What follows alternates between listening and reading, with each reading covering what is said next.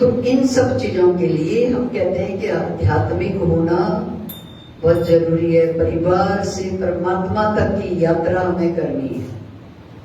अब बहुत सारी मातृशक्ति जो अपने हम दो और हमारे दो उतने ही छोटे से दायरे में बंधी रहती है।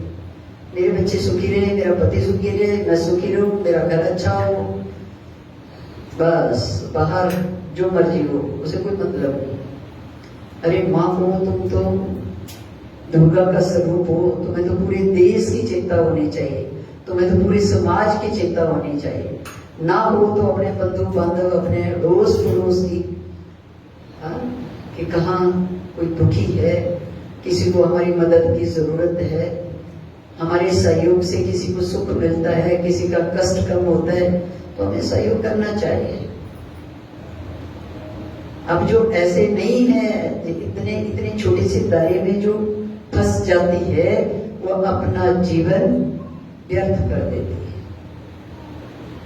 किसी काम का नहीं है मनुष्य शरीर उसका, क्योंकि वो अपने छोटे से क्या होते हैं मंडल, छोटे से चपड़े में ही रह जाते हैं। उनके लिए समुद्र ही हुआ है, उनको पता नहीं समुद्र कहाँ है, कितना बड़ा है, अथाह, वो नहीं जानते।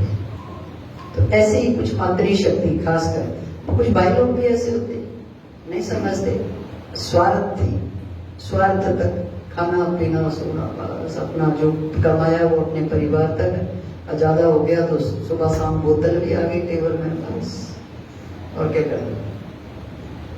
हाँ? तो ये सब चीजें, ये जो जीवन है ये बड़ा अनमोल है, बड़ा अनमोल है। बड़ी सूझबूझ के साथ हमें चलना चाहिए। परिवार से परमात्मा तक की यात्रा हमें करनी चाहिए। उसके लिए हमें क्या क्या करना है, तो संतों का सानिध्य हमें मिलता है, सत्संग मिलता है, उसमें सब बताया जाता है। भगवान राम की जीवनी रामायण के माध्यम से, हम टीवी के माध्यम से रामायण सुनते, रामचरित्र कैसा रहा, और ऐसे कई महापुरुष हमारे जिनकी जीवनी हम सुनते रहते हैं, पुराण सुनते हैं, भागवत कथा सुनते हैं, रामायण सुनते हैं, एक कान से सुना और दूसरे से निकल गया, वो अंदर जाता ही नहीं है। क्योंकि अंदर अब ये लोटा है, इसमें गंदा पानी हम भर दें तो उसमें हम चाहे कि साफ पानी भरना है तो इसको खाली तो करना पड़ेगा ना, और तभी साफ पानी इसमें भरा जाएगा। तो ऐसे ही हमारा मन वो तरह तरह के ईर्ष्या द्वेष से भरा हुआ, और उसमें फिर वो बातें नहीं जाती। तो कहाँ आध्यात्मिक होंगे हम लोग? अध्यात्म से जुड़ने के लिए, आध्यात्मिक होने के लिए तो हमें सेवा भी करनी पड़ेगी, साधना भी करनी पड़ेगी, ध्यान भी करना पड़ेगा, योग भी करना पड़ेगा, सुबह जल्दी उठना पड़ेगा, ब्रह्म मुहूर्त में थोड़ा सा समय अपने लिए देना पड़ेगा, थोड़ा सा समय अपने लिए जीना पड़ेगा। अपने लिए जब ध्यान में बैठे तो समझ लो हम ये कमाई हमारी सिर्फ और सिर्फ हमारे लिए है।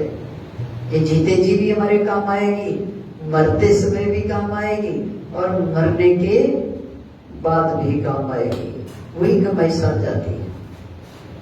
एक बार मैं सुना भी रही थी सत्संग में कि एक बार की अनुभूति, अनुभव बड़ा बड़ा अद्भुत है।